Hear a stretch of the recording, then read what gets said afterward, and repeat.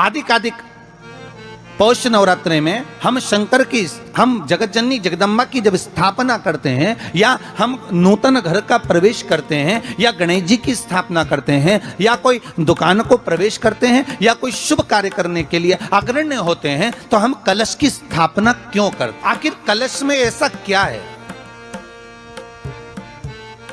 कलश के अंदर आखिर ऐसा क्या विराजमान है कि 33 कोटि देवता उस कलश के अंदर आकर बैठ जाते हैं महाराज?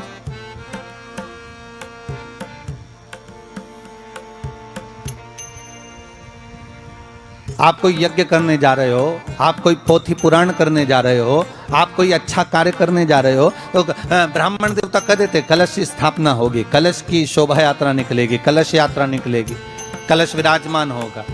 और आज हर की पौड़ी पर, प्रयागराज में या उज्जैनी में, नासिक में जो बड़े बड़े कुंभ के मेले होते, कुंभ का मतलब भी तो कलश से होता है। उसकी महत्वता क्यों है?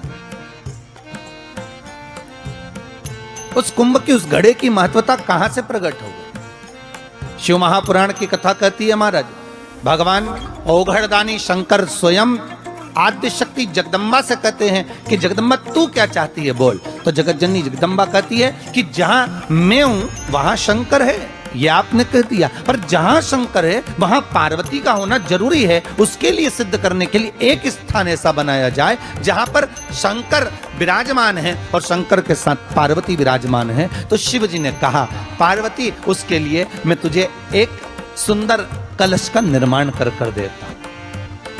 कितना सुंदर लिखा है देवी भागवत के अंदर कि जहां कलश की स्थापना होती है उस जगह पर किसी देवताओं को बुलाने की जरूरत नहीं होती। 33 कोटि देवता उस जगह पर स्वतः विराजमान हो जाते हैं। स्वयं 33 कोटि देवता स्वयं वहां विराजमान।